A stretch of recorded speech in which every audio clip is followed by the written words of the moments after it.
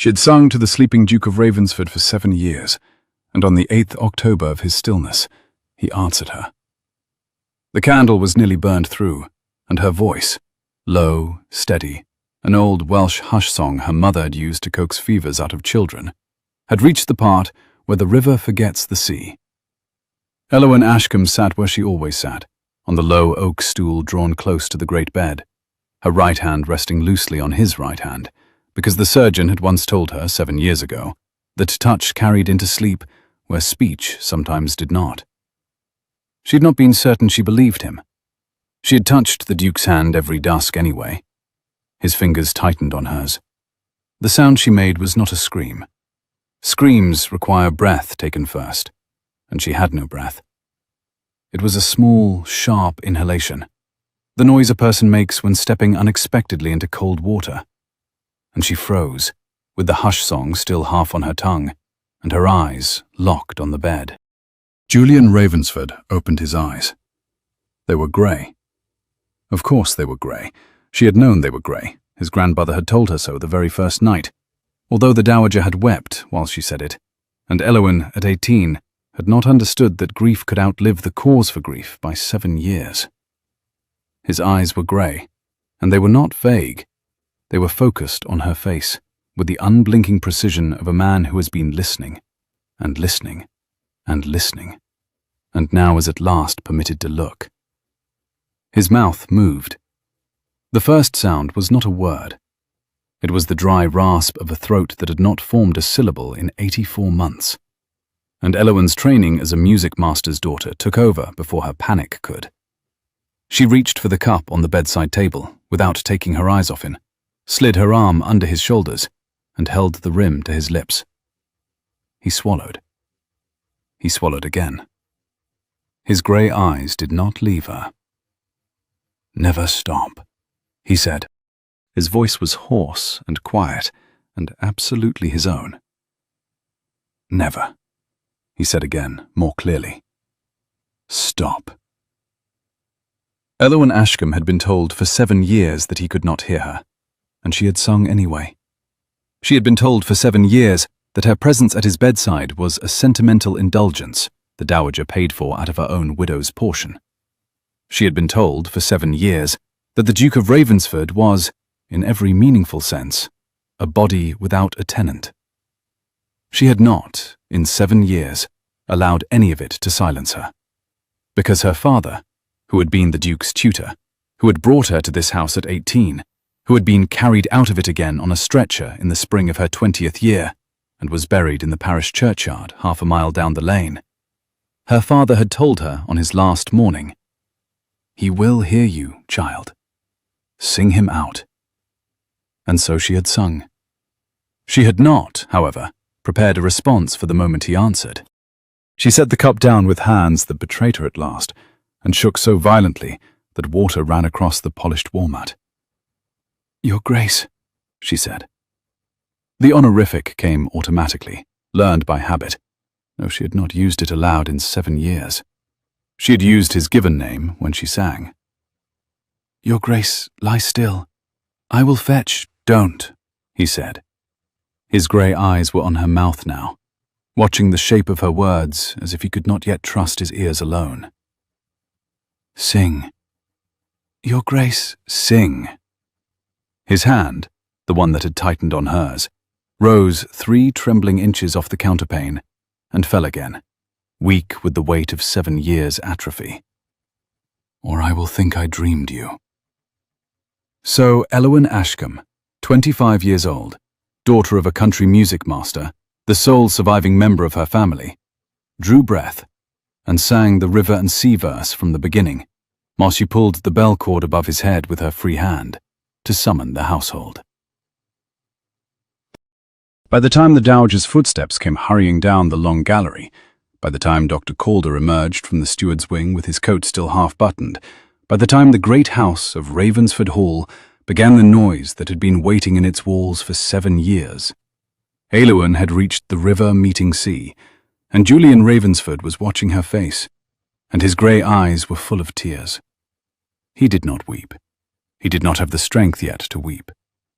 But the tears slid sideways across his temples into his hair, and Eloin sang on as if she did not see them, because if she stopped, she was not sure either of them would be able to begin again.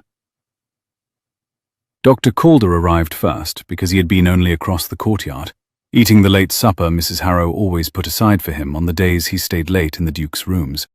He came in with the flushed irritation of a man interrupted at his stew and the immediate professional silence of a man who has just understood what he is looking at.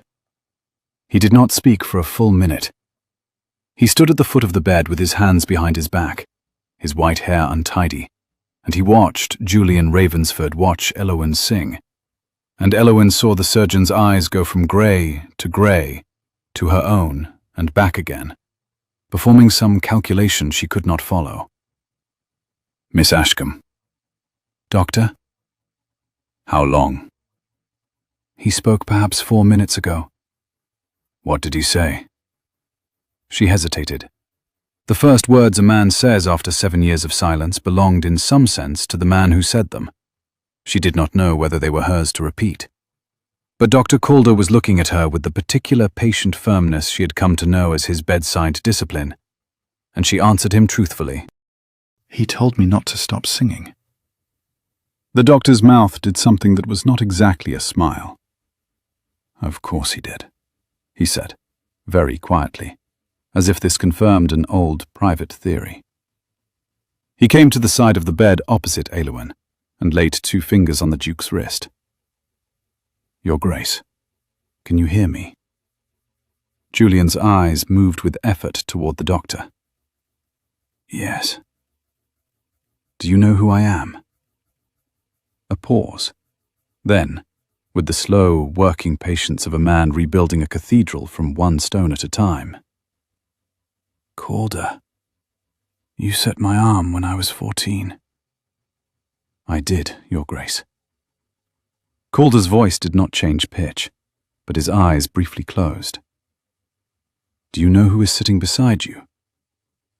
The grey gaze slid back to Eloin's face. He looked at her the way a man looks at a window after a long blindness, measuring the light, trying to remember what is on the other side.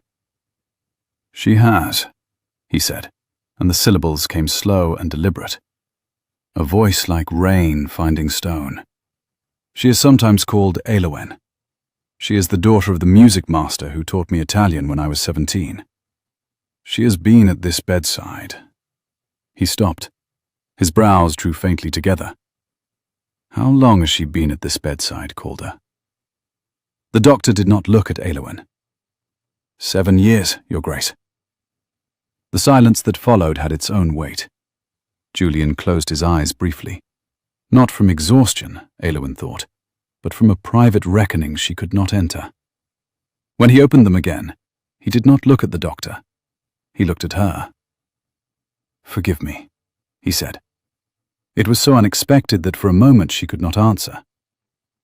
There is nothing to forgive, she said at last. You were not awake to choose. I am awake now, he said. His voice was steadier than it had been 5 minutes earlier. She could already hear it remembering itself. And I am asking you to forgive me for the 7 years of your life that I took without knowing. You did not take them, Eloin said. He looked at her so steadily that she felt her own pulse in her throat. Then who did? He asked. She had no answer for that. She had asked herself the same question 1,000 times, in 1,000 quiet, small hours, sitting on the oak stool while the candle burned, and his face did not move.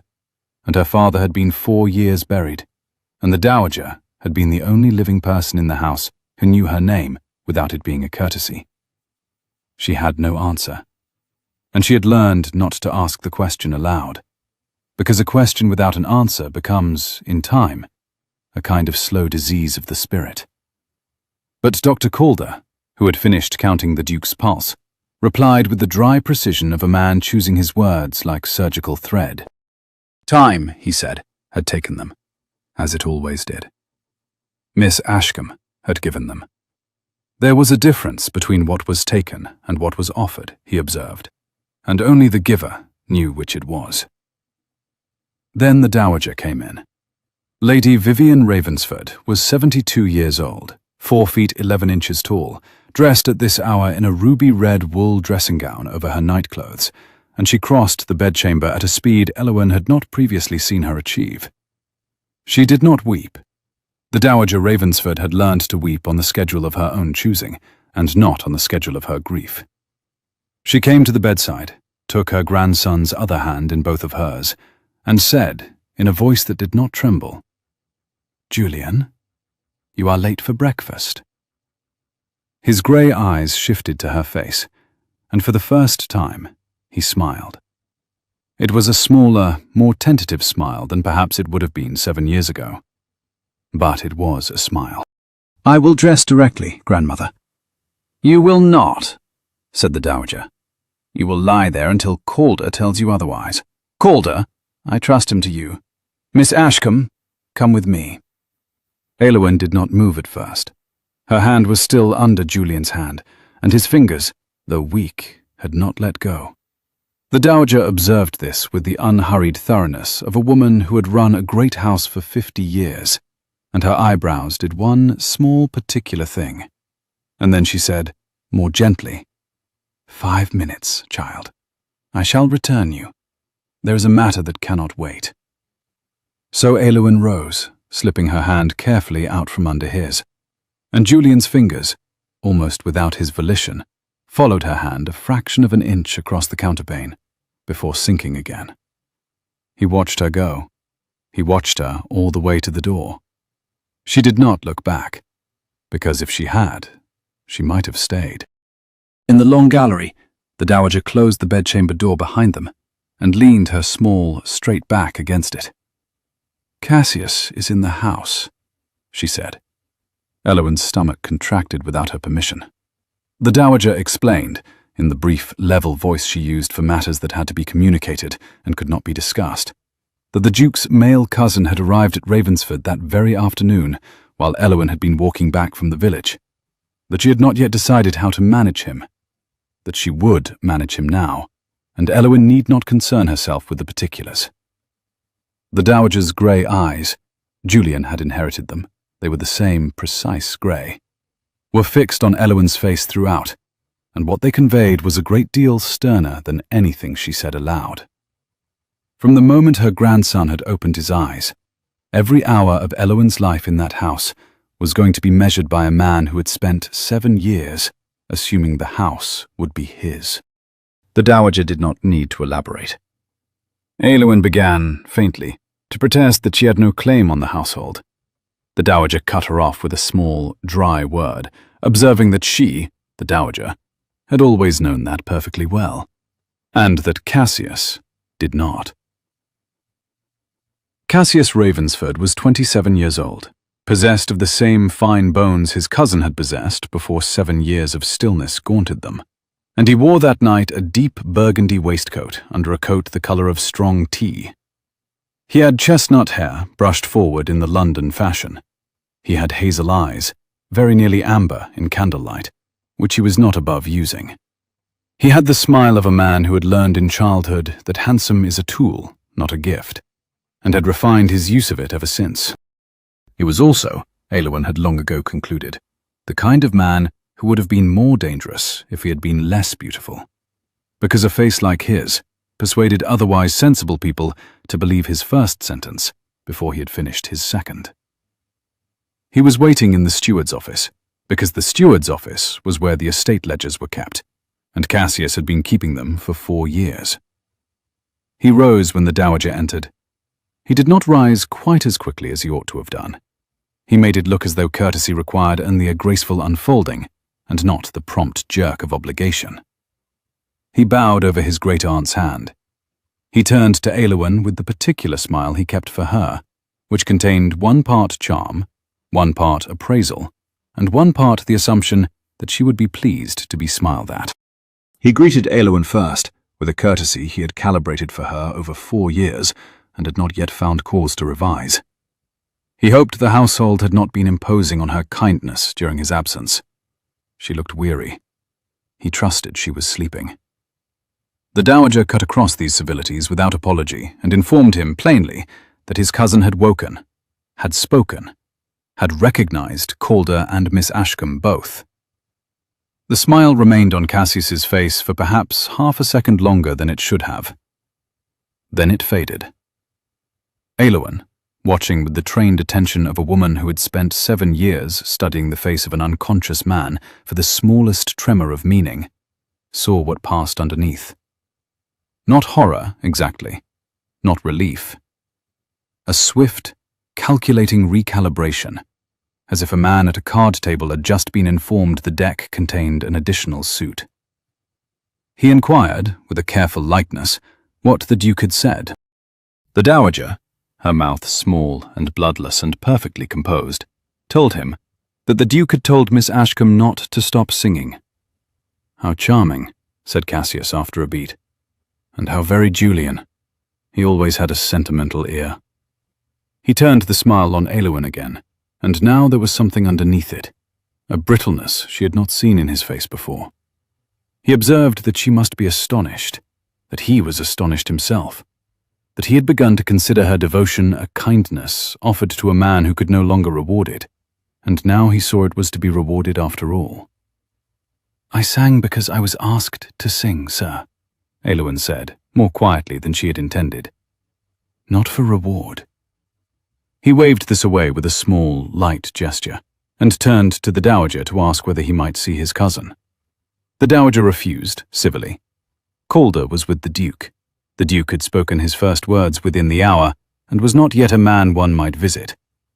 He was a man one might pray for. Cassius accepted this with the tightest of smiles, and observed, dryly, that he had been praying for his cousin for 7 years. He did not look at Eloin as he said this, but Eloin, who had stood at the door of the Duke's bedchamber every dusk for 7 years and had counted the visitors, could have told him precisely how often he had set foot in that room. She had counted 9 times. She did not say so. The Dowager, she suspected, had counted as well, and would mention it at her own choosing. Cassius bowed and went. When the door had closed, the Dowager looked at Eloin for a long moment. Then she crossed the small carpet and put one tiny, dry hand on Eloin's wrist, and informed her, with the unappealable softness of a woman who had run a great house for 50 years and had no patience for argument at the end of a day, that Eloin would not sleep in her own narrow chamber that night. She would sleep in the green chamber, which was across the corridor from the Dowager's own, and Mrs. Harrow would lay a fire there. The Dowager added, in an entirely conversational voice, that she would be obliged if Eloin did not argue with her at the end of the longest day of her life. Eloin did not argue. She slept 4 hours. She dreamed of nothing. She had been 18 the first time she crossed the threshold of Ravensford Hall, and she had been afraid. This memory came back to her, unbidden, in the grey hour before dawn, while she was lying in the strange green chamber with the fire her ladyship had ordered burned down to embers. She did not try to push the memory away. It had returned to her at intervals across 7 years. She had given up resisting it. It came with the sound of her father's voice and the smell of horse and damp wool, and her father saying gently, "Stand straight, Eloin. He does not see you, but he hears you. Stand the way you would stand if he could see." Mr. Ashkam had taught Italian and rhetoric and music to 2 generations of Ravensford boys. He had taught Julian Ravensford from the age of 7 to the age of 17. Diligent boy, the elder Ashkam used to say, with a real ear, and a habit of asking the question his teacher had hoped not to be asked. When Julian had been thrown from his horse on the Easter Eve of his 21st year, returning at speed from a fire at the Wensleydale farm, where one of his tenants had been trapped under a fallen beam, the tenant, a man called Ainsley, had been pulled clear by Julian himself before the Duke remounted to ride for help. When Julian had been thrown, and had struck his head on the stone milepost at the bottom of the Ravensford lane, and had not woken from the blow, the family surgeon had tried every art he knew, and then he had sent for Eloin's father. He had not sent for him as a tutor. He had sent for him as a man who knew the Duke better than any surviving relative, and who could tell them whether the boy he had taught for 10 years would have wanted his life prolonged in a body that did not answer. Mr. Ashkam had ridden up to Ravensford Hall in the rain and had sat at Julian's bedside for 2 hours. The room he sat in had been quickly and inadequately rearranged for a long illness. 2 heavy chairs had been moved to the far wall to make space for a low cot the dowager had ordered set against the bed for the night nurses. The carpets had been rolled back from the hearth, and a brass spittoon, empty, kept brushed, placed where the carpet had ended. The smell of the room was unfamiliar to him. Lavender water, beeswax, the bitter tincture Calder had been administering, and behind all of these, very faintly, the smell of a young man who was not moving, and was not, in any visible respect, any longer a young man at all. Mr. Ashkam sat for 2 hours by the bedside and listened, to Julian's breath, to Calder's small movements at the table by the window, to the rain on the high panes. And at the end of those 2 hours he had said, quietly, "He would have wanted to be sung to." "Sung to," said Dr. Calder. "Lady Vivian," said Mr. Ashkam, "Your Grace," and begged her to forgive a country tutor's overreach. The Duke's mother had sung. He had told Mr. Ashkam so when he was 9. She had been lost to him before he could properly remember her face, but he had remembered her voice, and he had kept that voice in his ear his whole boyhood as one keeps an ember. If there was any sound that could reach the Duke where he had gone, Mr. Ashkam ventured, it was a woman singing. Not for show, for him. "Where," said the dowager, "do you propose I find such a woman?" Mr. Ashkam had looked at her. He was a small, neat, grey-haired widower of 54. He was a man who had outlived his wife by a decade, and did not enjoy raising the matter. "I have a daughter," he had said. So Eloin had come, at 18, in a russet wool travelling gown and her mother's indigo cloak that was already too short in the sleeves. She had stood at the foot of the great bed in the great room with the painted ceiling, and she had looked at the white face on the pillow, and she had been, plainly, terrified. Not of him, of the room, of the wealth and the height of the painted ceiling, and of the certainty that a country music master's daughter had no business in such a room. Her father had set his hand briefly between her shoulder blades. "Sing, Eloin, the Welsh one your mother used, the river song. Begin softly. He will hear it before he hears anything else." She had sung. She had sung on a held breath that broke twice in the first verse and steadied by the third. She had sung in front of the dowager, and Dr. Calder, and her own father, and the housekeeper, Mrs. Harrow, and the white face on the pillow had not moved. She had finished. The room had been silent. The dowager had said, in a small voice that did not match her usual register, "Will you come, Miss Ashkam, every evening, at the dusking hour, until—" The dowager had not finished the sentence. She had not said, "Until what?" Eloin had answered, "Every evening, my lady." She had been 18. She had not understood what she had agreed to. She had simply agreed. Her father had been carried away in her 20th year by a winter fever that took him in 3 nights. 3 nights of fever, and a 4th at dawn that took him quietly. The dowager had received Eloin in the small library afterward, and had offered her a stipend out of her own private estate to continue, and Eloin had accepted, because she had no family left, and because by then the white face on the pillow had become a face she knew. She had catalogued its small changes, the lengthening of his hair, the deepening of the hollow under the left cheekbone, the slow thickening of the dark stubble Mrs. Harrow's nephew shaved off twice a week. She had memorized the rise and fall of his breath, the way one memorizes the breathing of a sleeping child. She had not thought of him as a corpse. She had thought of him as a man who had wandered very far inside his own house, and could not, just now, find his way back to the front door. Her job, she had told herself, was to leave a candle burning in the window. The song was the candle. Now the candle had been answered. She sat up in the green chamber, drew her knees to her chest, and pressed her forehead into them. "What in heaven's name happens now?" she said aloud to no one in the empty room. The fire said nothing. The fire never had answers. She got up, because there was no possibility of further sleep, and crossed to the window of the green chamber and drew the curtain back perhaps an inch. The grey October dawn was just beginning at the eastern edge of the moor. The lawn below was silvered with frost. A single sheep had walked across the parterre during the night, presumably escaped from the home farm, and stood now at the foot of the south steps, as if waiting for instructions. The smoke of the kitchen chimneys was already going up. Mrs. Harrow had been at her ovens, evidently, since 4. Eloin stood at the window for some minutes and watched the dawn put pink along the underbellies of the long autumn clouds.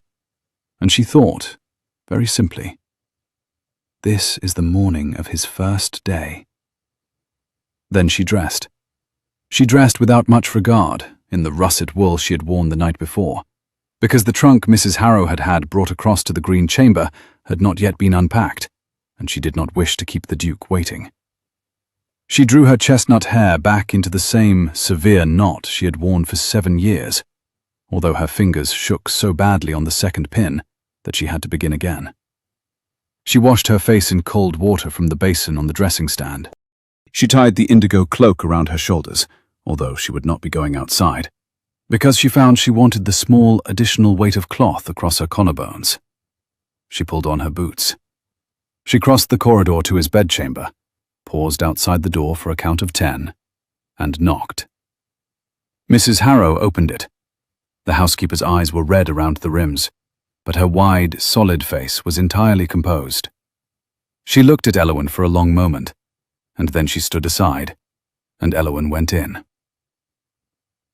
What happened in the next 4 days was that Julian Ravensford took small, careful steps back into the world of speech, and small, careful steps backward into the world of his own body.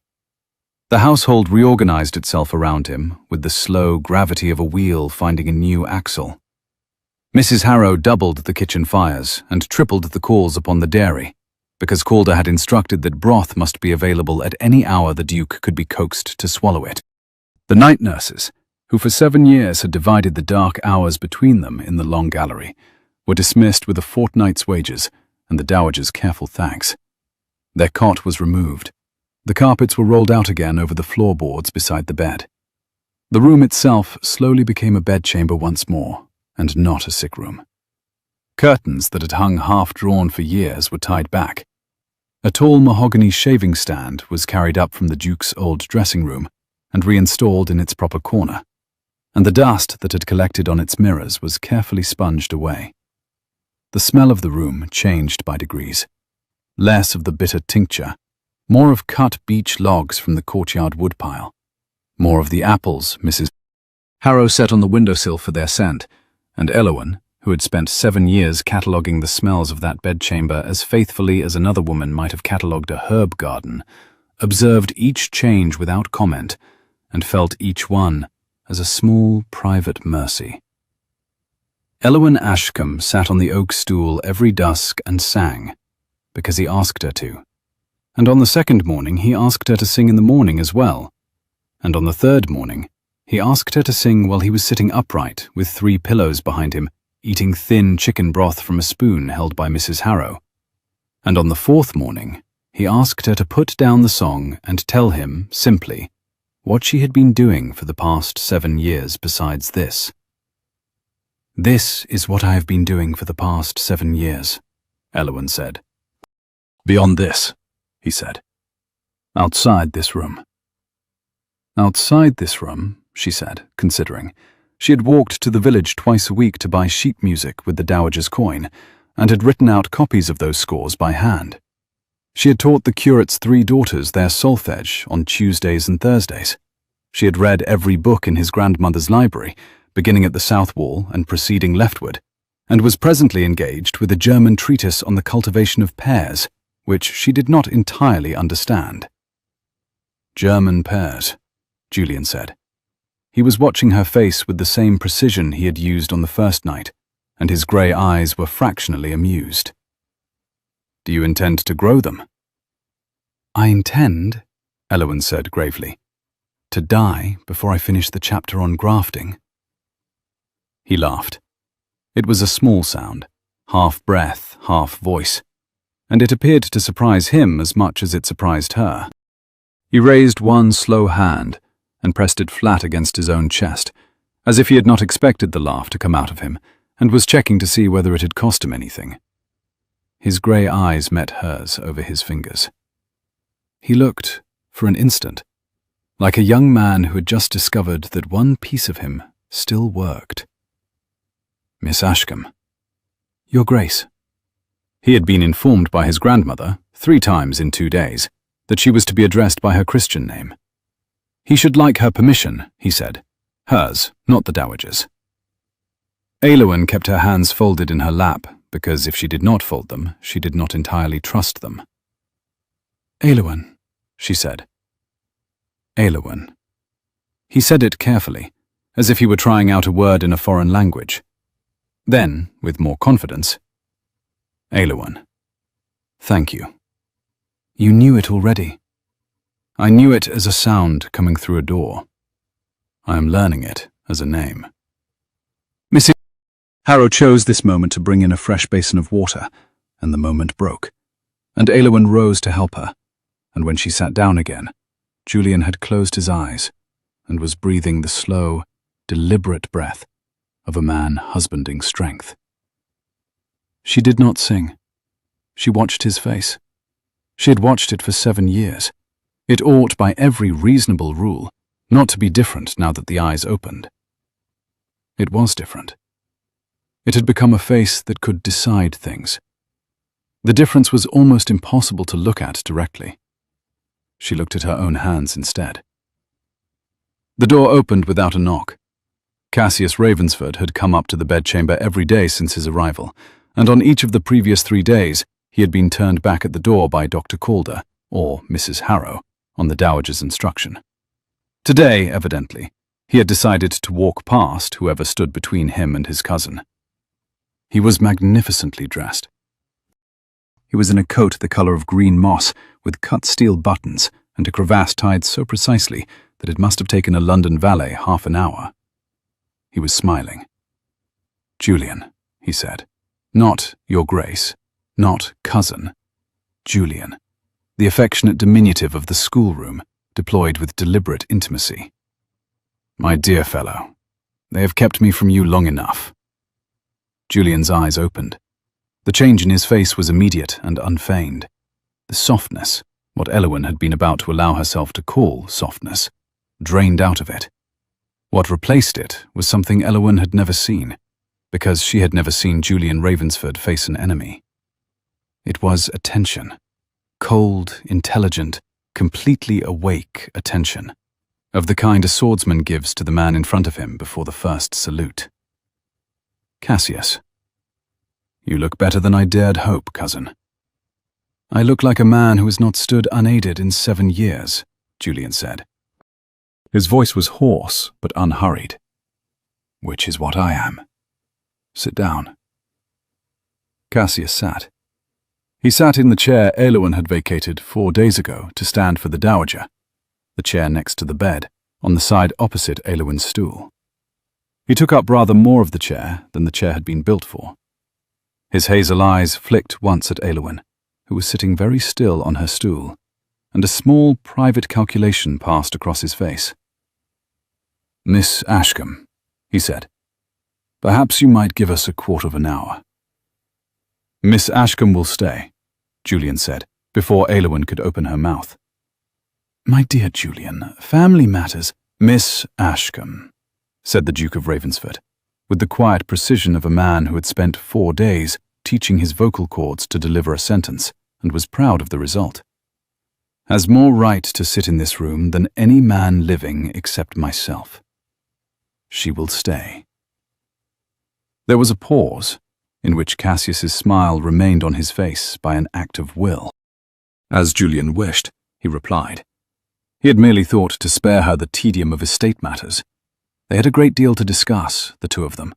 4 years of stewardship, decisions taken in his absence, roofs put on the south barns, the river wall above the Wensleydale farms repaired.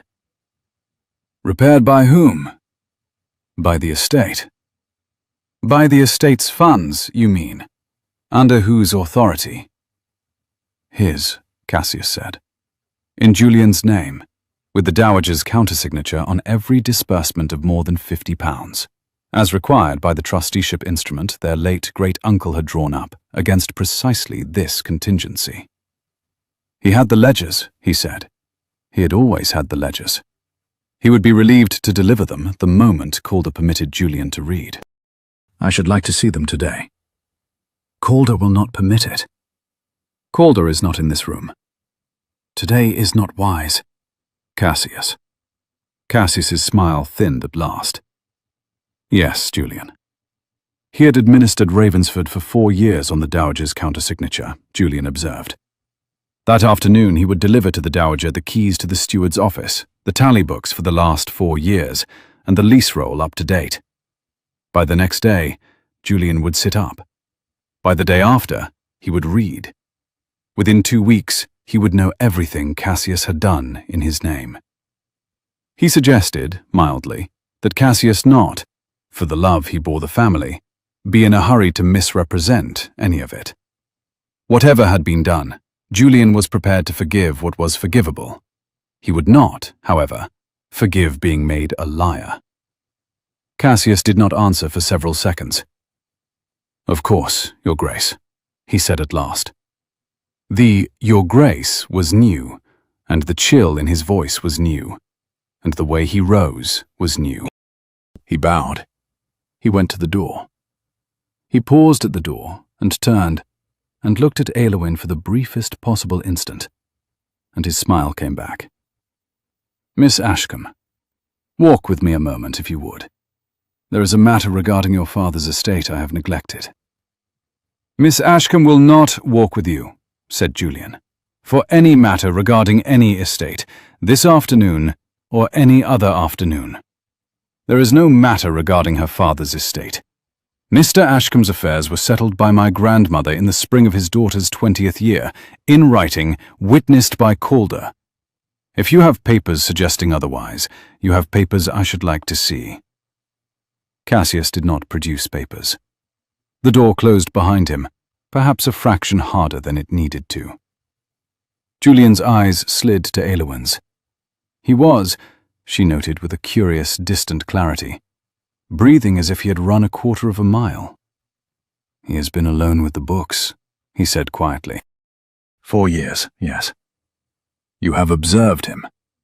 For 4 years. Tell me what you have observed. Eloin considered. She was a music master's daughter, not a steward. She had no head for figures. But she had eyes. She listed them. The new windows in the steward's wing, the 2 new horses in the eastern stable, neither broken to harness. A London tailor's bill that had come up in February and been paid out of estate funds because, Mrs. Harrow said, Cassius had told the Dowager it was for the boy livery. 3 tenants who had been turned off the land, the chapel roof that had not been mended. She paused. Julian's grey eyes had gone quite still. That is not nothing, he said. It is what I have seen, Your Grace. I am not Julian, he said. Eloin stopped. While they were alone in this room, the Duke said, he would like to be Julian to her, as she was Eloin to him. He had 7 years in which to remember the dignity of his title. He had only this afternoon in which to remember the dignity of his own name in a friend's mouth.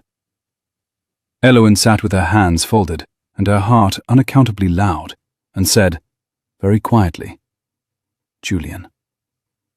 Thank you, he said. He closed his eyes.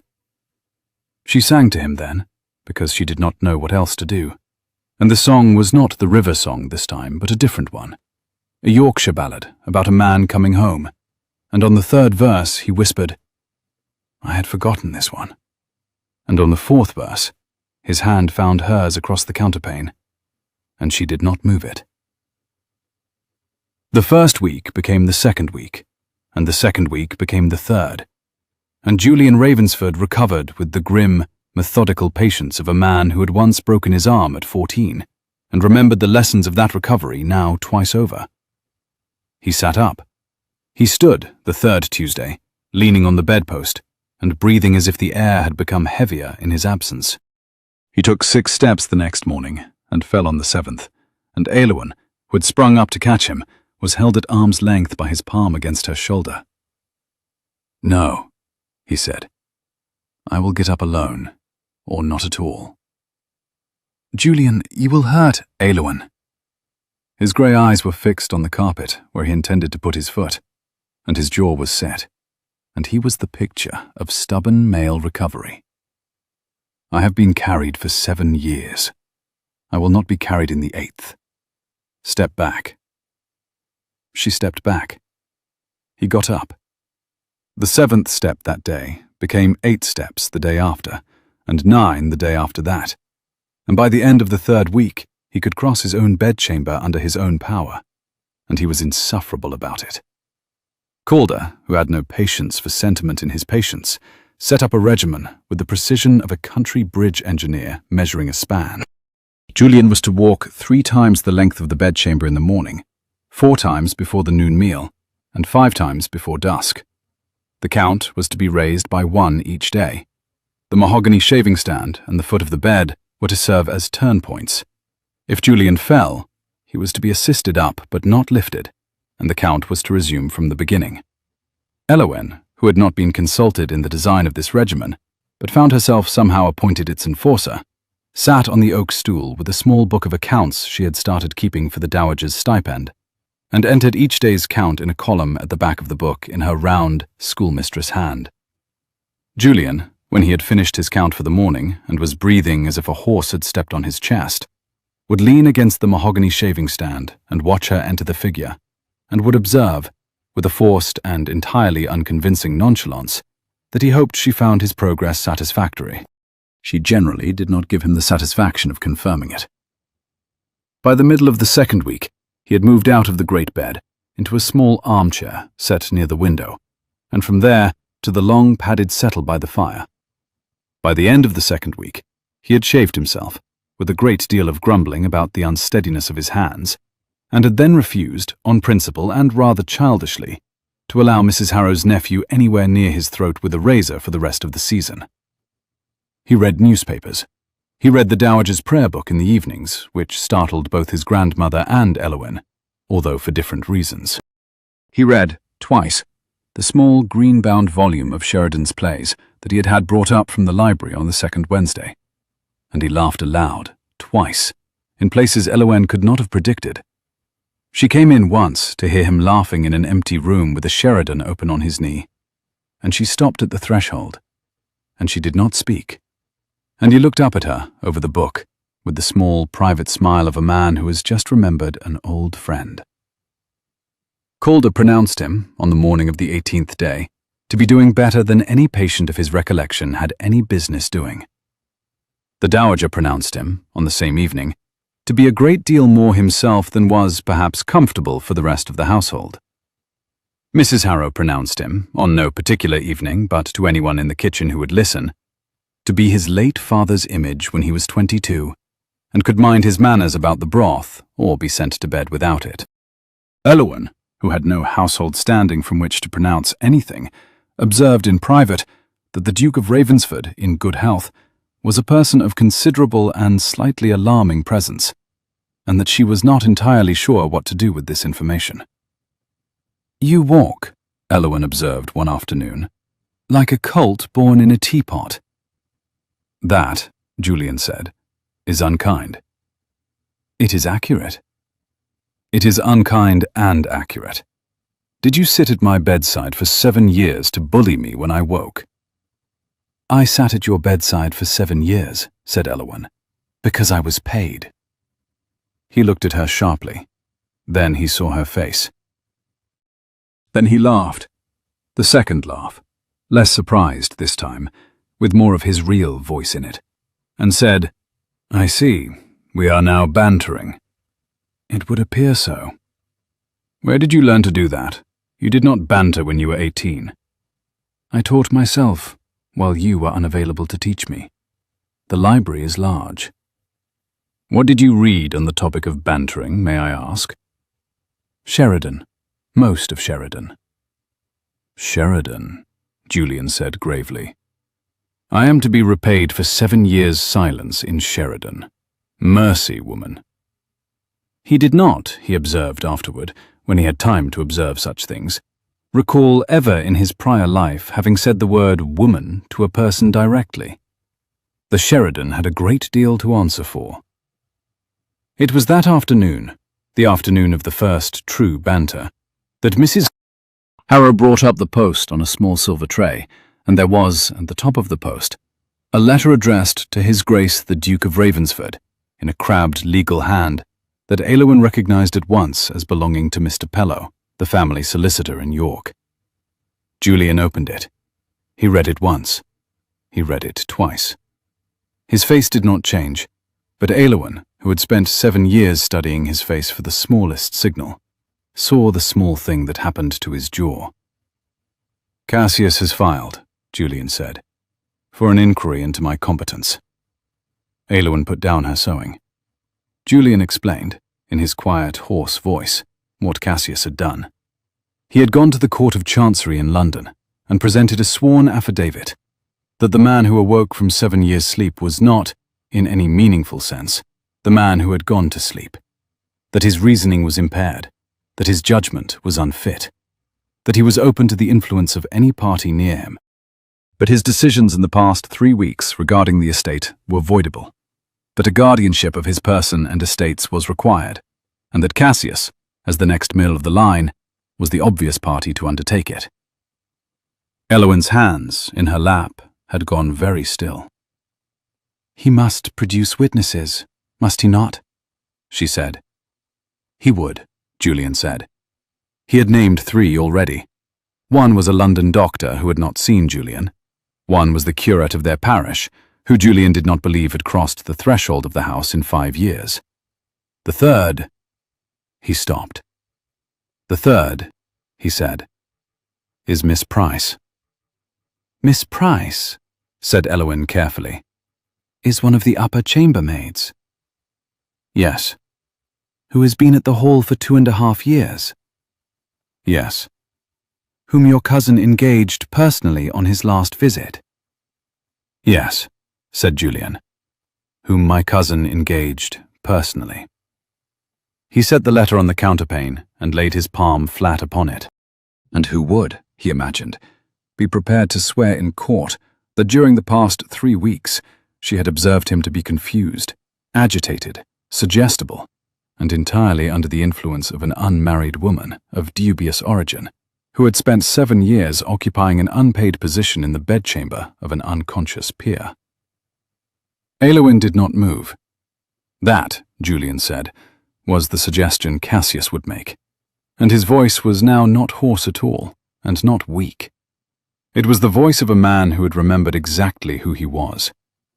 Cassius would say that his first words upon waking had been a request to be sung to, that he could not bear to have her leave the room, that he had addressed her by her Christian name in front of staff, that he had refused to discuss estate matters without her present, that, by Cassius's account, he could not be left without her. And you are, in fact, doing none of those things. I am doing all of those things, Eloin. We both know it. The silence in the bedchamber was the kind of silence that has a temperature. Then I must withdraw, Eloin said very quietly. From this room, from this house. I should never have... You will not withdraw. Julian, listen. She would not withdraw, he told her. The moment she withdrew, his cousin's case became the truth. Not the appearance of the truth, the truth. Cassius would say Julian had gone mad without her, and he would be correct, because what Cassius was doing was calculated to drive him mad. She would stay, Julian said, and they would fight this, and they would win it. And they would not win it by being meek about it. Julian, and, he said, with a small, grim smile, you will sing to me through every minute of it.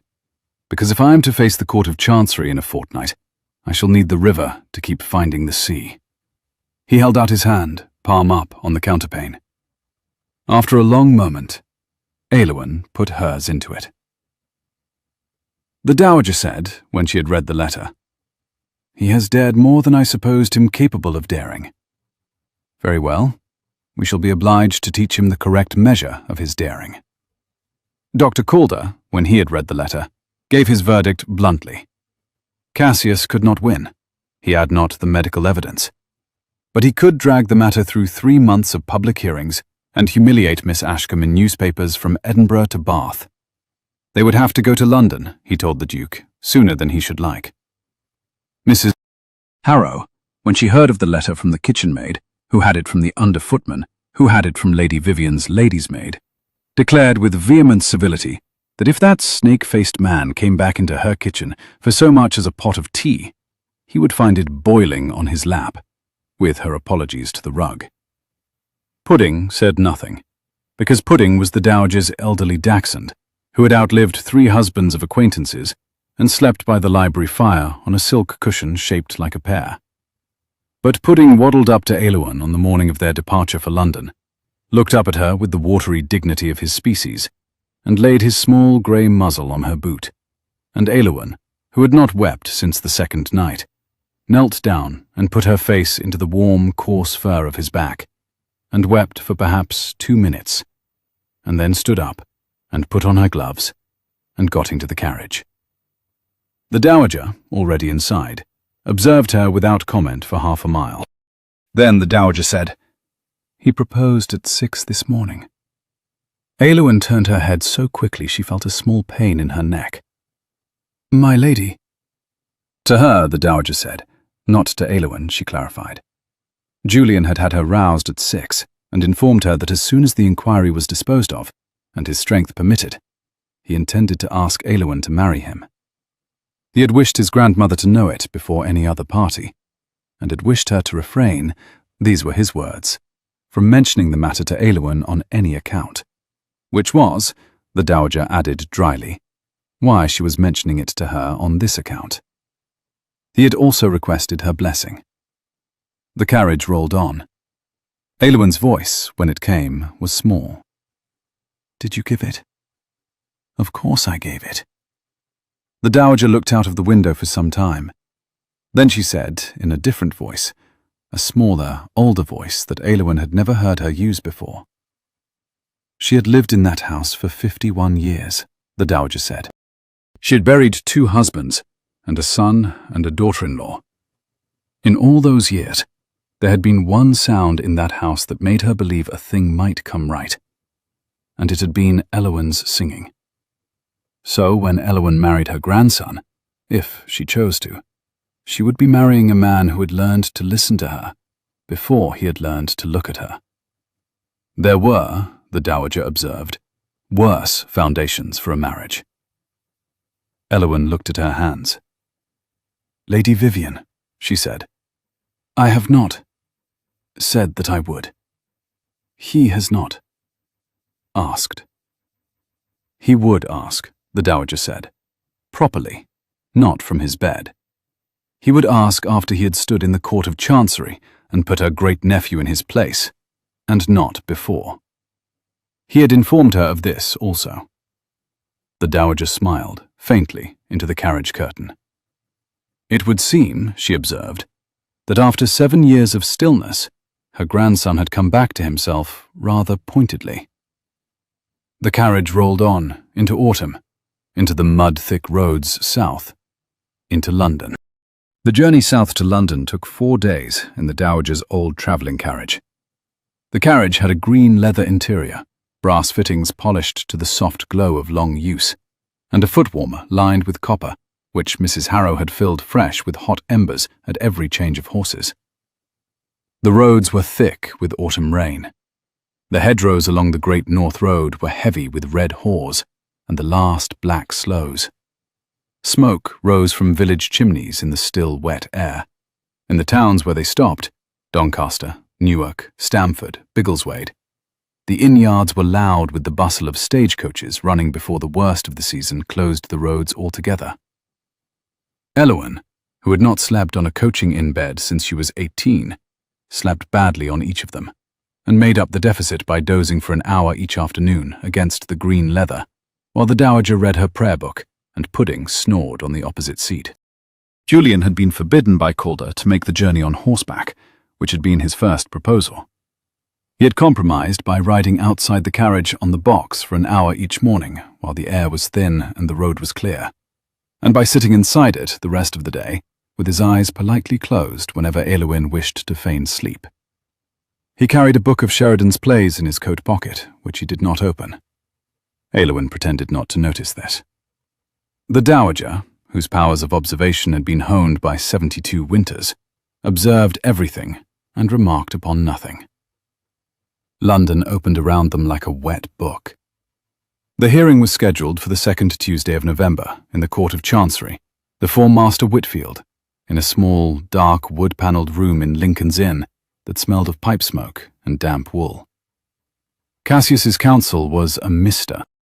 Henschel, a thin man with a nose like a Roman general and a habit of pressing his fingertips together as if they were instruments of measurement.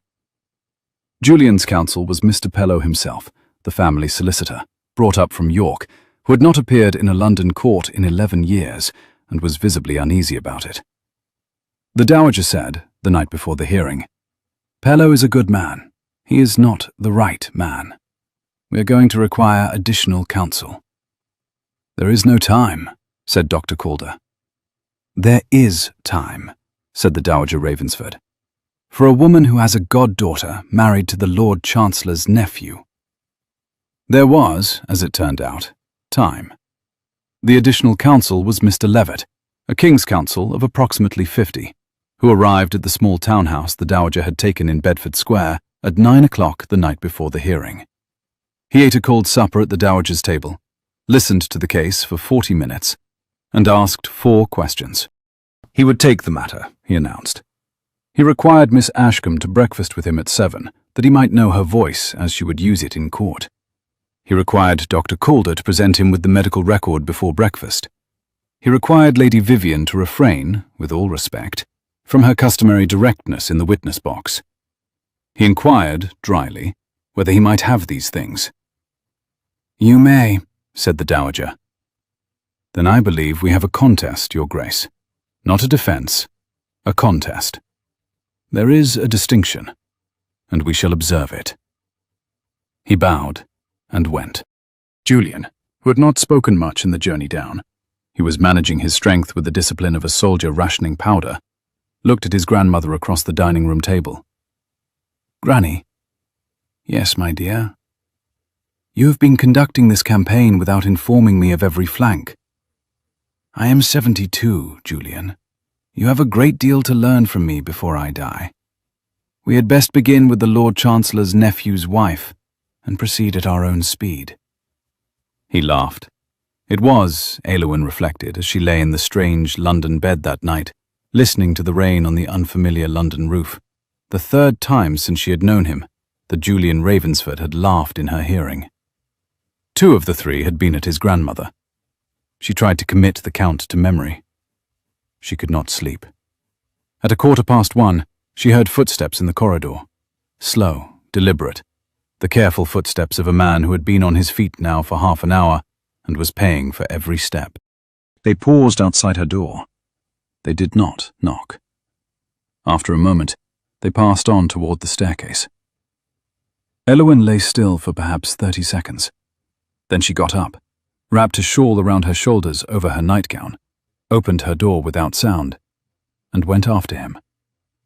She caught him at the head of the stairs, leaning on the banister, breathing as if the banister were the only thing in the world keeping him upright. He turned his head when he heard her bare feet on the floorboards. "You should be asleep," he said.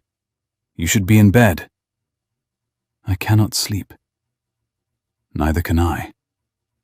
They considered each other in the watery half-light of the single oil lamp the housekeeper had left burning at the turn of the stairs. He was in a black silk dressing gown over his nightclothes. His dark hair was tousled with the particular disarray of a head that has been on a pillow without rest, and he looked tired, in a way that made Eloin's chest hurt. "Sit," she said. There was a small upholstered bench at the head of the stairs, a window seat with a velvet cushion. They sat. He sat heavily, she sat lightly. Their shoulders touched. She did not move hers, and after a moment, he did not move his. "I have a confession," he said. "What?" "I am terrified of tomorrow." "So am I." "I am terrified," he said, "not because I might lose. I am terrified because if I lose you." "You would not lose me, Julian." He laid out, in a quiet voice, what stood to be lost. Cassius would have him declared incompetent by the close of business the following afternoon and removed from the management of his own affairs. He would be made a ward of his cousin's guardianship. The first thing Cassius would do, the very first thing, would be to have her removed from the house as an undue influence. There would be a footman at the bedchamber door. The dowager would be represented as suggestible. Julian himself would be put in a quiet room in the country, with a London doctor Cassius kept in his pocket, visited as little as the law required, and his houses and coalfields and coke furnaces and London ground rents would slide, by careful degrees, into Cassius's hand. And Eloin would receive a letter from a solicitor, informing her that her services were no longer required. That, he said, was what he stood to lose. His voice was not loud. It did not have to be. "Julian." "Yes." "He will not win." "No." "He will not win because we will not let him. Because your grandmother will not let him. Because Mr. Levitt will not let him. Because I—" She stopped, because she had not meant to begin a sentence she did not know how to end. He waited. "Because I will not let him," she said. He closed his eyes briefly. When he opened them, he reached very slowly for her hand and turned it over in his and ran the pad of his thumb across the calluses on the inside of her fingertips. The calluses she had got from copying scores by hand for 7 years. He had not earned the right yet, he said quietly. The next day he would earn it. Then he would ask her a question. He asked whether she would do him the kindness of not answering it tonight, before he had earned the right to ask. "I will do you that kindness." "Thank you." "Julian?" "Yes." "You have been awake 1 month." "Yes." "I have known you, in the sense in which a person knows a person, for 1 month." She had known him, he said, for 10 years before that. Differently, through a wall, one might say. And he had known her for 7 of those years, differently, through a wall also.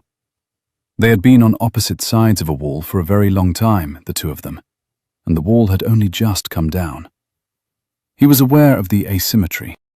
He was aware that he had woken, and the world had woken with him, and she had not had any of these months to consider whether she wished him in them. The question he would ask in the morning, when he asked it, would be a question, he said, not an expectation. He asked her if she understood the distinction. "I understand."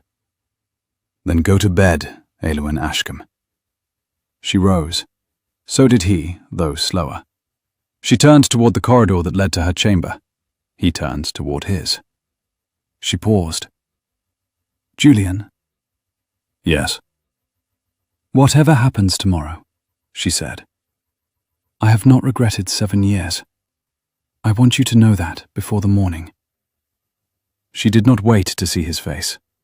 She walked to her chamber, closed the door, leaned her forehead against the wood, and only then did she let her shoulders shake. Mr. Henschel, on behalf of Mr. Cassius Ravensford, opened the case in the Court of Chancery on Tuesday morning by laying out, in tones of measured concern, the medical and circumstantial grounds on which his client wished to assume the guardianship of his cousin's person and estates. He spoke for 40 minutes. He invoked the eminent London physician. He referenced the curate. He referred, discreetly, with averted eyes, to the question of irregular feminine attendance over a period of years. He suggested that the Duke's affections had been cultivated, in the way creeping ivy cultivates the wall that eventually pulls down. He sat down with the satisfaction of a man who believed he had laid his foundation well. Mr. Levitt rose. Mr. Levitt did not, at first, speak. He looked at Master Whitfield. He looked at the bench. He looked at Mr. Henshaw, who had taken his seat. He looked, finally, at his own client, the Duke of Ravensford, who was sitting in a wooden chair set discreetly to one side of the chamber, dressed in a coat the colour of pewter with silver buttons, his hands folded calmly in his lap, his grey eyes steady, his face thinner than it ought to have been, but in no other respect remarkable. Then Mr. Levitt began. He observed, pleasantly, that his learned friend had presented a great many things, and that he found himself uncertain which of them constituted the case before the court. If the case was medical incompetence, they would examine Dr. Calder, who had been the Duke's physician for 16 years, and would attend the court that day. If the case was undue influence within the household, they would examine the household, the housekeeper of 32 years' service, the Dowager Lady Vivian, who had been at Ravensford for 51. If the case was that an unmarried woman, who had sat 7 years at the bedside of an unconscious peer, was, by that fact alone, a creature of opportunity, then he confessed he looked forward to that part of the case extremely. Indeed, he had prepared for it. Master Whitfield, on the bench, who had been a young barrister himself 30 years ago, and remembered the trade, allowed himself the smallest movement of his eyebrows. The matter before the court, Mr. Levitt went on, turning now directly toward the bench, had been presented as a question of medical capacity. It was not. It was a question of access to a great fortune. The petitioner was the Duke's male cousin. The petitioner had, for 4 years, administered the Duke's estate under the Dowager's countersignature. The petitioner had had every reasonable expectation, 3 calendar months ago, that he would inherit. The Duke had woken. The petitioner had filed. Those were the facts. The medical evidence was a costume worn over them. With Master Whitfield's permission, Mr. Levitt would now proceed to remove the costume. He then proceeded, over the course of the morning, to do precisely that. He called Dr. Calder, who described in 20 unhurried minutes the precise medical condition of the Duke at the moment of injury, at intervals during the 7 years, and at the present time. He produced charts. He produced the Duke's recorded weights, pulse rates, breath counts. He testified that the Duke's reasoning, on examination, was as it had been at 21. Slower at retrieving recent vocabulary, no slower in argument. He called Mrs. Harrow, who informed the court, with the comfortable severity of a woman who had run a great kitchen for 3 decades, that Mr. Cassius Ravensford had visited his sleeping cousin in 7 years, a total of 9 times. That Miss Ashkam had visited the same cousin every dusk of every day, except for one period of 3 weeks in her 20th year, when her father lay in his final illness, and that anyone in the house who had eyes could tell which of the two was the relation of opportunity. He called the Dowager, who did not raise her voice once and did not need to. And then, at the close of the morning, he called Miss Eloin Ashkam. Eloin rose. She had dressed carefully that morning. She had not dressed in mourning, because she was not in mourning. She had not dressed in finery, because she had no finery. She had dressed in a gown of plain, dark indigo wool. It had been the Dowager's gift, made by a London modiste in 3 days to Mr. Levitt's specifications, with white linen at the throat and at the wrists, and her chestnut hair was drawn smoothly back, and her grey-green eyes were entirely steady. She was 25 years old, and she walked from her seat to the witness stand, and she swore upon the Bible to tell the truth, and she sat down and folded her hands. Mr. Levitt began, as he had warned her he would, with the quiet boilerplate of identification. Name, age, parish of birth, the date of her father's first appointment to Ravensford Hall. And Eloin answered each in turn, her voice a little smaller than she had hoped, but level. How long have you known the Duke, Miss Ashkam? Personally, since my 18th year, sir. By name in my father's household, since I was a child of 7. And how often have you attended at the Duke's bedside in his illness? Every evening at dusk, sir, with the exception of 3 weeks in my 20th year, when my own father lay in his last illness. The courtroom was very still as she answered. Master Whitfield was watching her over the silver rims of his spectacles. Mr. Henschel was making, with great care, a small note on the foolscap before him. The dowager, in the front row, kept her gloved hands precisely folded over the head of her cane. Julian, in his chair to one side, did not look at Eloin at all. He had told her, the previous night in the small parlour at Bedford Square, that he intended not to look at her in court, except when she looked at him, because it was important to Mr. Levitt's case that her testimony should appear to belong to her and not to the man it concerned. She found, after the first 3 minutes, that she did not need him to look at her. She could feel his attention, even through the back of his head. And what did you do at his bedside, Miss Ashkam? I sang to him. Why? Because, she said, her father had told her his ear would receive a song where it would not receive speech. Because the Dowager Lady Vivian had asked her to. Because at first she had done it for them, and because afterwards she had done it for him. Miss Ashkam, were you paid for this attendance? After my father's death, yes. The Dowager paid me a stipend out of her widow's portion. £40 the year, with my keep. Mr. Levitt let the figure rest for a moment in the air of the courtroom, before he repeated it back to her, very gently, as if confirming a number on a tradesman's bill. £40 the year, for 7 years' nightly attendance on a sleeping man. Eloin confirmed it. She heard, distantly, a small sound from one of the newspaper men along the back bench that might have been a low whistle or might have been a cough. Mr. Henschel's hand paused for a fraction of a second above his foolscap and then continued. Did you understand this? Mr. Levitt asked, in the same quiet voice. To be a sufficient sum? Eloin considered. She had not, in 7 years, considered the question. She had understood it, she replied, to be a kindness, Your Grace. She had no other family. The Dowager had kept her in the house. The sum had been generous, given that she had no expectation of marriage and no other prospect. And had you, Miss Ashkam, any expectation that the Duke would wake? My lord, she said, and her grey-green eyes lifted to Master Whitfield's at last. She had had hope, but she had not had expectation. She had been told for 7 years by competent physicians that he would not return to himself.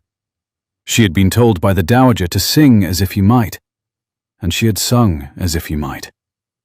When she had sung, she had not sung as a person who expected reward. She had sung as a person who had been asked to do a kind thing, for a household that had taken her in when she had no other place. She had sung as if her father was standing behind her shoulder, because he had asked her to, and he was no longer with them. She was not sure, she said, what other answer his lordship wished. There was a small silence in the court. Mr. Henschel, on the other bench, rose and bowed and asked permission to cross-examine. He was given permission. He came forward with his fingertips pressed together. Miss Ashkam, he said, on the night the Duke awoke, what were his first words to you? Eloin had been told this question would come. She had been told, by Mr. Levitt, to answer it plainly. He said, sir, never stop. Never stop, Mr. Ashkam, Henschel repeated, with a small private smile. And what did you understand him to mean, Miss Ashkam? I understood him to mean, Eloin said, that he wished me to continue singing. I had been singing the verse about the river meeting the sea. I was on the 3rd line. You did not understand him to be making a declaration? I did not, sir. He was 12 seconds awake. He could barely swallow. He could not have been making a declaration. And in the weeks since? In the weeks since, she said, His Grace and she had spoken at length, and she would not pretend in this court that she had not come to know him. She had come to know him. She had known him, in some small way, when his eyes were closed. She knew him better with them open. He was more like himself than he had been. But the thing Mr. Henschel was really asking, and here her chin came up very slightly, was whether she had profited from the Duke's confusion. The answer, she said, was no. The Duke had not been confused. The Duke had been awake and lucid, and the man her father once taught Italian. And she had been what she was before, a woman who was paid, and was no longer paid, to sing in his bedchamber. She was leaving Ravensford Hall, she added, at the end of this hearing. She had no intention of remaining in the Duke's house under any disposition of this court, except the one that returned him fully to his own keys. She had hoped that would not be a matter requiring her testimony. It would seem it was. Julian, in his chair to the side, did not move, but Mr. Levitt, at the bench, glanced sharply at his client, and Eloin saw, out of the corner of her eye, the Duke of Ravensford's grey eyes close briefly, and his jaw set. She had not told him she was leaving.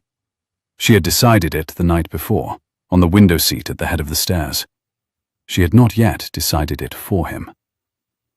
Mr. Henschel, who had not been expecting this answer, paused. He pressed her, because he had no other line left to press.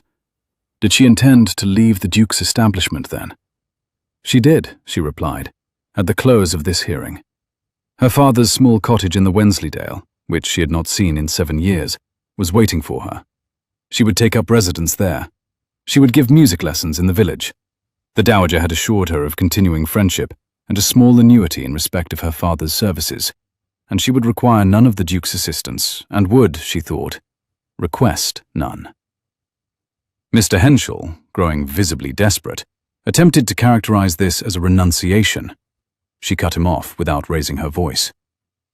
I make no claim, sir. I have never made a claim. I sang because I was asked. I leave because I was never engaged for any other purpose. She sat very still in the witness chair, her hands folded, her chin level, her grey-green eyes on the wall just above Mr. Henschel's left shoulder, and her voice did not waver. Mr. Henschel, evidently feeling that his case had been somehow inverted in the past 2 minutes, tried for a moment to retrieve it. And yet, Miss Ashkam, you have addressed the Duke by his Christian name in front of his servants. At his request, she replied, with the Dowager's knowledge. The Duke, having endured the politeness of 7 years, might be permitted the informalities of 1 month. If his lordship required her to address him otherwise hereafter, she would obey. He had not been in a position to order it of her, and she had not given it without his asking. And the late nights at his bedside? In the company, she replied, of Mrs. Harrow, of Dr. Calder, of the Dowager Lady Vivian, of any combination of 3 of them at any given time. She asked, evenly, whether Mr. Henschel was suggesting she had been alone with the Duke without the household's knowledge. I am suggesting, then suggest it plainly, sir, that I may answer it plainly. Master Whitfield, on the bench, said quietly, Mr. Henschel, sit down. Mr. Henschel sat down. Master Whitfield looked at Eloin for a long moment. Then he looked at Julian. Then he excused Miss Ashkam from the witness box and adjourned the court to consider its disposition. He directed Mr. Levitt and Mr. Henschel to attend him in chambers. His eyes moved to Julian, and he indicated, courteously, that he should like, if his Grace was willing, to address one question to him privately before he ruled, and asked whether the Duke would remain in court. I will remain, my lord, said Julian. The court rose. Eloin left the witness stand. The Dowager met her at the rail with a small, dry hand on her elbow, and the Dowager said only, Steady, child. Walk with me. And they went out together into the corridor, and stood for 10 minutes by a tall, narrow window that looked out onto a wet, brown courtyard. The Dowager did not speak. Eloin did not weep. After 10 minutes, An usher came to fetch them. When they returned to the chamber, Master Whitfield was already on the bench. Mr. Levitt was on his feet. Mr. Henshaw was very still in his seat. Cassius Ravensford was, Eloin saw with one quick glance, a different shade of pale than he had been an hour before. "Mr. Cassius Ravensford," Master Whitfield said. "Stand." Cassius stood. He had considered the petition brought to this court, he said. He had considered the medical evidence. He had considered the testimony of the household. He had considered at some length the testimony of Miss Ashkam. He had spoken with the Duke. He paused. He found, he announced, no medical or circumstantial basis for a guardianship. The petition was dismissed. The Duke was competent. The estate was, and remained, in his hand. He would not enter into the further matter of stewardship and the 4 years' ledgers in this court, that being a matter between the Duke and the Court of Common Pleas, should he choose to bring it. He would, however, remark, and would do so on the record, that this petition appeared to him to have been brought in considerable bad faith. Costs were awarded against the petitioner, and they would be considerable. Mr. Peller was instructed to prepare a schedule. The petitioner had 30 days to settle. Court was dismissed. Mr. Henshaw closed his folio. Cassius Ravensford did not move for several seconds. Then he turned, very slowly, and looked at his cousin. Julian Ravensford had risen, slowly, leaning briefly on Mr. Levitt's arm, and then standing free. He was, Eloin noted with the trained eye of 7 years, breathing quite calmly. He was the picture of a man who had spent the morning watching another man lose. He did not gloat. He did not smile. He met his cousin's eyes for perhaps 4 seconds, and then, without saying a word, he turned and his grey gaze found Eloin's, and he inclined his head in a gesture so small it was almost a private thing between them. It said, "I am still here." Eloin, against every rule of court and decorum, smiled at him. The journey back to Bedford Square was made in 2 carriages. The Dowager, Mr. Levitt, and Dr. Calder went in one. Julian and Eloin, by the Dowager's transparent contrivance, went in the other, accompanied, with no choice in the matter, by the Dowager's elderly dachshund, Pudding, who arranged himself across Eloin's lap in the manner of a small grey shawl, and immediately fell asleep. The carriage was quiet for the first turning of the wheels. Then Julian said, "You did not tell me you were leaving." "I did not know I was leaving until I said so." "You said so under oath." "I am aware." "Did you decide before the witness stand or upon it?" "On the window seat at the head of the stairs last night. Or before that." "I think I had decided before, and I did not have the words for it until the moment Mr. Henshaw asked." "Ah." The carriage turned out of Lincoln's Inn and into Holborn, and the rain, which had been threatening all morning, began at last in soft, fat drops against the carriage roof. Pudding stirred and resettled. Eloin kept her hands very still on his back, because if she did not keep her hands very still, she did not know what they would do. "Julian." "Yes." "You said you would ask me a question when you had earned the right." "I did." "Have you earned the right?"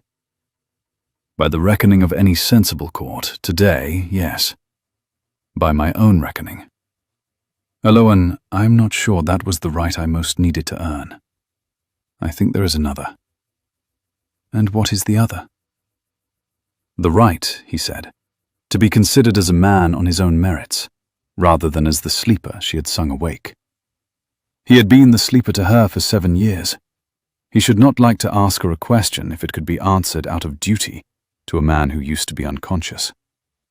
He should like to be answered, if he was answered, by a woman who had known him waking, and considered him waking, and decided whether she liked the man who was awake. "You are aware," Eloin said carefully, "that I am about to leave for the Wensleydale." "I am aware."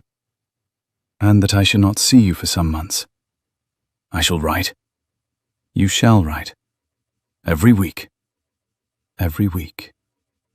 He would ask her nothing in those letters, he said, beyond what she wished to answer. He would report on pudding and the South Barns and the chapel roof and the Yorkshire weather. He would not court her on paper. He would not, on paper, attempt the trick that had been performed upon her for years already.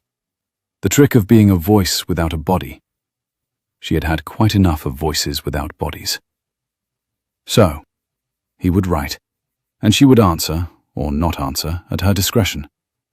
And in the spring, when the lambs were born and the river thawed, and she was eating green-edged hedgerows for breakfast, he would come and ask her his question, and she would give him the answer she had rehearsed from the front of her face all winter.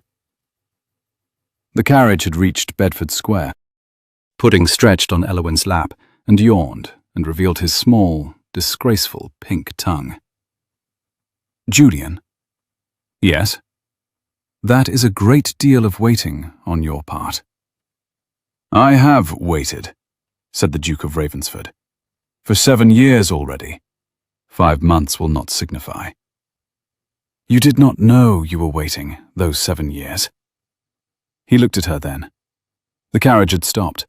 The footman was at the door. The rain was steady on the roof. He looked at her with the precision of a man who had thought about this answer for some time. And he said, "Did I not?" He stepped down.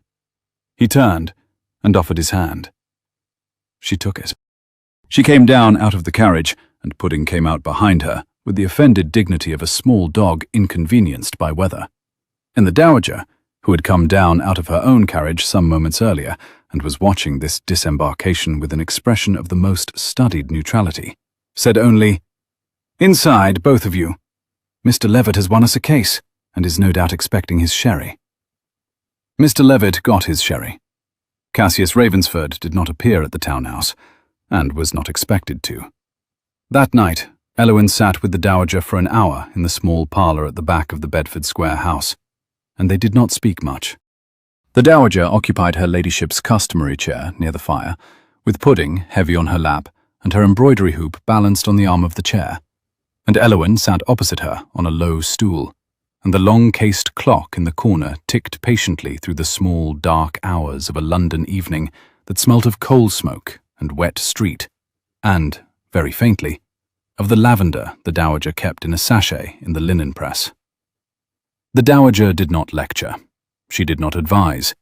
She did not, even, look directly at Eloin, except once, near the end of the hour, to say, gently, "5 months will pass, child. They always do." Then she tapped Pudding's small, hard skull with a finger, and Pudding rolled onto his back, and the dowager went on with her embroidery, and Eloin, after a long while, went up to her room and packed her trunk for Yorkshire. She packed it carefully. The plain indigo gown went in first, folded around the silver-backed hairbrush that had been her mother's. 2 muslin morning dresses next, of which one was nearly new and one nearly past mending. A small pile of books, 2 volumes of Sheridan, the Yorkshire ballad book her father had compiled, a German treatise on the cultivation of pears she had not finished and was determined to, a small leather case of needlework, the dowager's gift, an enamel locket on a thin gold chain, which she had not yet had courage enough to wear, and which she set on the top of the linen. She had not packed it for 7 years. She found, when she had finished, that there was a great deal of room left in the trunk that there had not been in her trunk at 18. The next morning, Eloin took the early stage north. She did not look out of the window, because if she had, she might not have gone. The Wensleydale cottage had 3 rooms and a low slate roof, and a chimney that had not been swept in 6 years, and a garden that had reverted entirely to nettles. Its walls were of the local pale grey stone, set with lime mortar, gone soft in places where the rain had worked at it. Its windows, 3 small ones to the south, 1 larger to the east, were latticed with leaded panes, of which several had been broken by jackdaws and stuffed haphazardly with a rag of sacking the previous tenant had pushed into the gap. Inside, the kitchen had a flagstone floor, scrubbed pale by half a century of country boots, and a great open hearth, half blackened by soot, and an oak settle with a faded green cushion on which a mouse had recently confined itself. The parlour had a small inlaid table that had been her mother's, and a faded watercolour of the Dale done by her father in his courting year. The back chamber, where she had slept as a child, had a narrow iron bedstead, a press for linen, and a single uncurtained window through which, at first light, the green hill behind the cottage came in flat and undeniable, like a held note. The cottage smelled of cold stone, of mice, of the previous tenant's pipe tobacco, and very faintly, under all the others, of wood smoke and the lavender her father had grown along the south wall, and which had reseeded itself among the nettles. Eloin Ashkam spent the first 3 days cleaning, the next 4 days repairing, and the next 3 weeks, once a glazier had been induced from the village to come and replace the cracked panes, writing. She wrote a great many letters. Most of them were burnt in the kitchen fire. Some of them were sent. Of those, 1 in 3 was sent to Ravensford Hall. The letters from Ravensford Hall, on the contrary, came every Tuesday. They were exactly as he had promised. They reported on Pudding, who had developed an unaccountable preference for sleeping on the Duke's left foot and would not be moved by any argument less than a kipper. They reported on the South Barns, whose roof was being mended by a man called Thwaites, whom Mrs. Harrow approved of. They reported on the chapel roof, on which work would commence in March. They reported, in a brief paragraph that Eloin read twice, that the 3 tenants Cassius had turned off the land had been written to at their new addresses, offered the return of their old holdings on the original terms and, in 2 cases of 3, had accepted. The third, an elderly widower, had asked instead for a small cottage near his married daughter, and was being given it.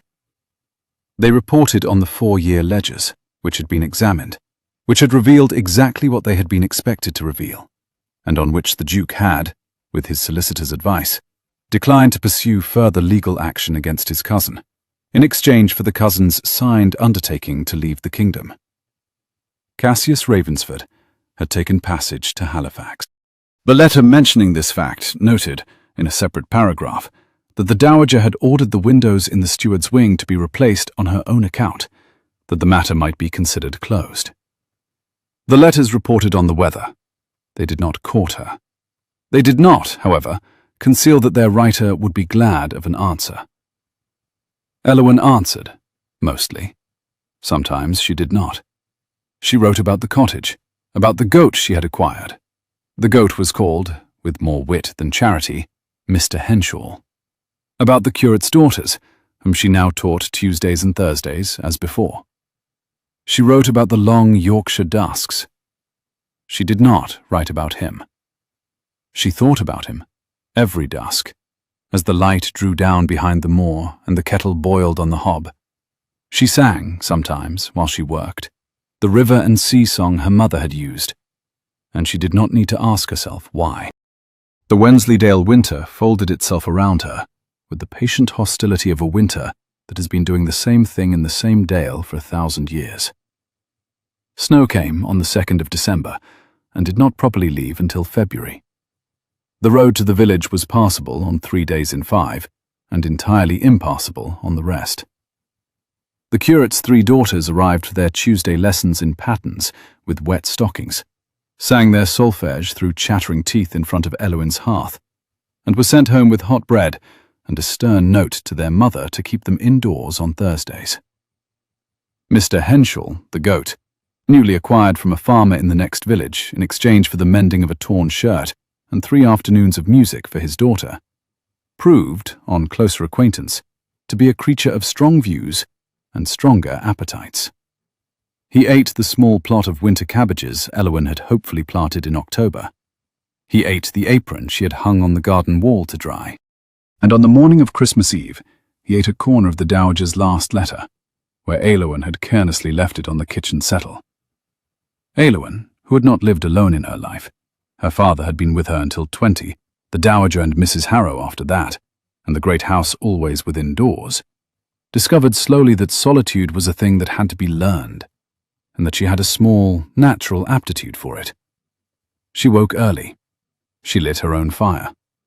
She walked, on every clear morning, up the green hill behind the cottage, and stood for a while on the broken stone wall, and looked out across the dale, and the quiet of the dale entered her bones like a slow tide.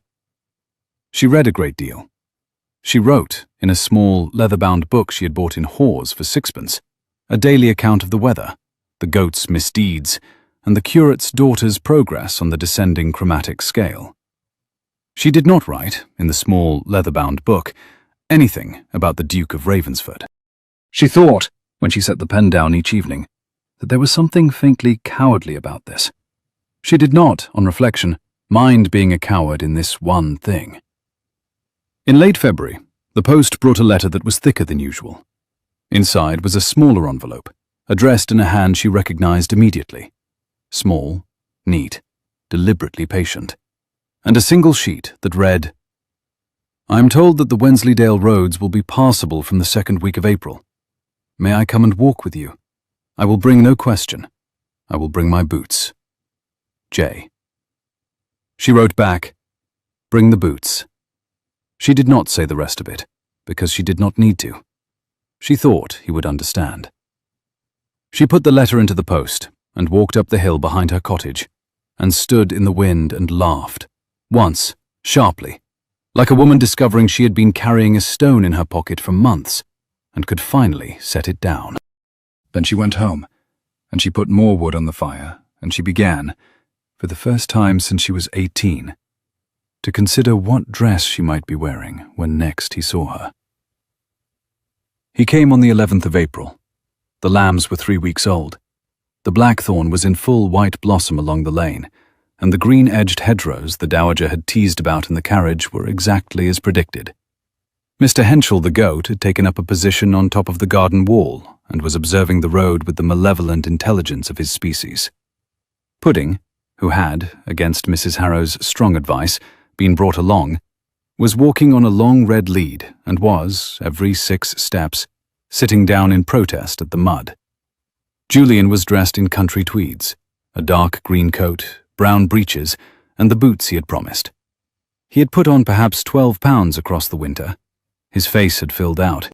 His grey eyes, when she came around the corner of the cottage with a basket of cut nettles for the pot, were the same grey eyes that had opened in October, but they were the eyes of a man who could now stand in his own weight. "You walk," she said, "considerably better." "I have been threatened," he said gravely, "by my grandmother, with the loss of Pudding's affection if I did not." "Pudding has chosen me." "Pudding," Julian said, "is a faithless dog." He set the lead down. Pudding sat. They considered each other for a long moment, the Duke and the music master's daughter, in the small wet sunshine of an April morning in the Wensleydale. "Eloin." "Yes." "I have not brought a question." "You have not." "I have, however, brought a request. Will you walk with me?" "I will." They walked. They did not, for the first half-mile, speak. They went up the green hill behind the cottage, and the grass was new under their boots, and the lambs in the fold below them complained at their mothers and were ignored. At the top of the hill there was a low stone wall, much fallen, where Eloin had played as a child, and she sat on the wall, and Julian, slightly out of breath, but not so out of breath as he would have been a month ago, sat beside her. The valley spread below them. "I have been thinking," he said, "about the question I am not asking." "Have you?" "At length." "And what have you thought?" What he should like, he said, if she had considered him this winter, and decided she could bear him as a man and not as a memory, was to come to this cottage in May with his grandmother, and ask her, in the dowager's presence, the question he had been not asking. Properly, in daylight, with words he had prepared, with her goat present if her goat insisted. And then he should like, should she answer in the affirmative, to take her home, to a house that had been waiting for her since October, and which he had, with great difficulty, refrained from filling with cut flowers in the meantime. Eloin, sitting on the wall, looking at the green valley, with the wind moving the loose hair at her temple, answered nothing for some time. Julian did not press. He sat beside her, his hands loose on his knees, his grey eyes on the same valley. "Julian." "Yes?" "I have considered you all winter." "I had hoped." "And I have not changed my mind." "That is alarmingly ambiguous, Eloin." "It was meant to be," she said. She turned her head and looked at him. She had not changed her mind from October. She had not changed it from April. She had not changed it from any of the 7 years she had sung to him, although she had not, in those years, known what to call what she was doing. She was doing it still. She expected to do it for some time. "Do not torment me, woman." "I am not. I am answering you." "You are answering me." "I am answering," Eloin said. "Yes." He closed his eyes for a moment. When he opened them, she saw that the man who had been thrown from a horse at 21 and had slept 7 years and had stood up in November in a Court of Chancery and faced down his own kin, that man was, on this small stone wall in the Yorkshire wind, perhaps 40 seconds short of weeping. He did not weep. He had not wept yet in any season. But he reached for her hand and turned it over in his, exactly as he had done on the night of the eve of the hearing, and ran his thumb across the calluses on her fingertips, and said, "You will marry me." "In May, with your grandmother, with my goat." "With your goat." "He is called Mr. Henschel." "I am aware." "I named him so, the morning Pudding chose me." "I am aware of that as well, Eloin. I have eyes, I read the papers. May I kiss you?" "You may." He did. Carefully, not as a man unsure of how, but as a man who had thought with great patience about how, and was unwilling to do it badly. The kiss tasted of cold wind and salt, and the small tremor of 2 people no longer separated by a wall. When he lifted his head, his hand had moved from hers to the back of her neck, and he held her there for a moment more, his forehead against hers, his breath warm against her cheek, and he said very quietly, almost as if he were afraid of being overheard by the wind, "Sing for me. Now. On the wall. Julian, what shall I sing?" "The river one," he said. "The one your mother taught you. I believe I have rather earned the right to hear it from the first verse." So she sang. There on the green hill, on the low stone wall, with the lambs complaining in the fold below, and Mr. Henschel the goat watching from the cottage wall, and Pudding, at the bottom of the path, sitting again in muddy protest, she sang the river and sea song, from the first line to the last, with her hand in his hand, and his breath warm against her temple. He did not interrupt her. He did not move. He listened with the close, complete attention of a man who had heard her for 7 years, and was, only now, hearing her with everything that he was. When she had finished, he said, "Never stop." "I shall not stop." "Good," said the Duke of Ravensford, and he did, at last, put his face into her shoulder. And Eloin Ashkam, music master's daughter, 25 years old, sole survivor of her family, future Duchess of Ravensford, who had sung for 7 years to an empty room and had been answered, set her own hand at the back of his head and held him there in the April wind. And the river found the sea. They were married in May, in the parish church a half-mile from Ravensford Hall, on a Tuesday morning that smelled of cut grass and new rain. The church was a small stone building with a square Norman tower and a churchyard full of names Eloin had read on stones since she was a child. It had stood there, in some form, for 700 years, and had married Ravensfords at one end and music masters at the other, for so many of them that the village had stopped commenting on the distance between the two. The hawthorns along the churchyard wall were in full white blossom. Bees were thick in the cherry tree by the lich gate. Inside the church, The curate had set candles in every window and a great spray of green hellebore beside the altar, and the morning light came through the small leaded panes in long, slow bars across the flagstones. The dowager wore a peacock blue silk gown that had not been out of its press in 11 years. Mrs. Harrow wept once, briefly, into her best handkerchief, and resumed dignity. Dr. Calder gave the bride away in lieu of her father, with, he insisted, the music master's full retrospective approval. Pudding attended, in a small lace ruff he had ferociously resented being put into, and Mr. Henshaw the goat, by the bride's specific request, was tied loosely to a yew tree in the churchyard and bleated through the vows. There was no large wedding breakfast. The dowager refused to permit it. There were 40 guests, all known, all loved, in the long gallery at the hall, and there was a single long table, and there was a fiddler who was a cousin of the village smith.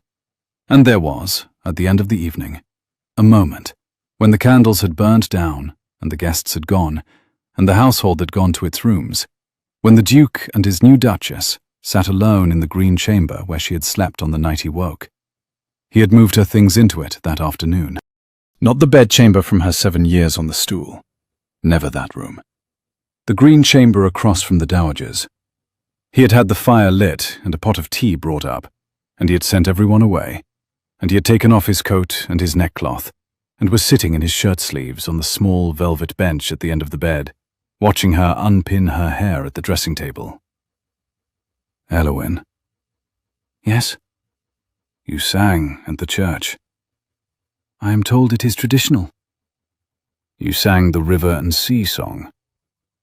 I am told you requested it in a letter to the curate in March. It is possible. She set the last hairpin down, turned in her chair and looked at him. Julian. Yes, my heart. You have been awake 7 months. I have. I have known you, in the sense in which a person knows a person, for 7 months. You have, and before that, of course. His grey eyes were warm. For 7 years. Differently. Through a wall. Through a wall. The wall is down. It is. She rose. She crossed the small space of the green chamber in her plain white nightgown, with her chestnut hair down her back, and she sat on the bench beside him, and she put her head on his shoulder, and his arm came up, slowly, deliberately, like everything he did, and settled around her waist. The fire spoke softly to itself. I have not asked you, he said. What? What woke me? Julian. It is a fair question. I have lived with it. I have not asked it of you. I am asking now, in this room, on this night, because I think now I am permitted. She thought about this for a moment. I do not know what woke you, Julian. I have asked Calder. He does not know. I have asked the dowager. She does not know. What do you think? I think, she said slowly, that you woke because the river found the sea. I think you woke because some sounds, sung long enough and patiently enough, become the way home. That is not a medical answer. I am not a doctor. I am a music master's daughter. You are the Duchess of Ravensford. As of 9 hours ago, yes.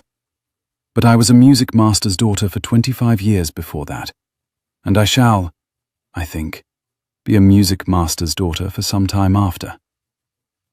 You will sing to our children when we have them. I will.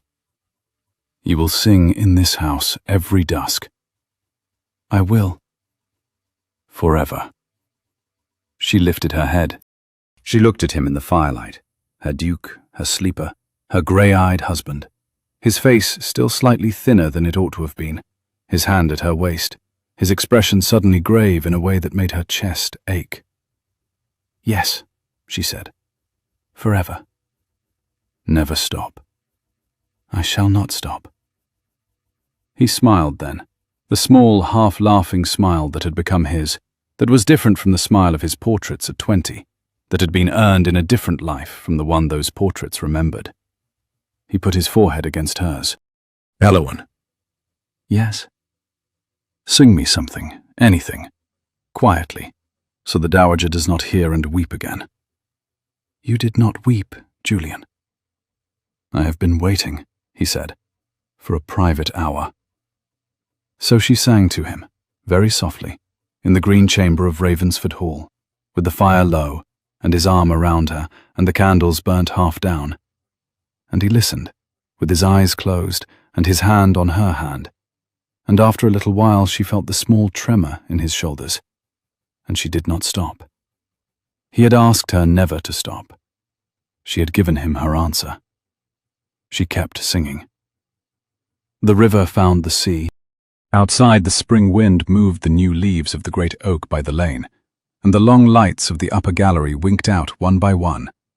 And Ravensford Hall, for the first time in 7 years and 1 winter, went to sleep with its master awake within it, and the music master's daughter at his shoulder, and a voice he had heard for 7 years, still moving through the rooms of the house, like the slow returning tide that had, at last and after all, brought them home.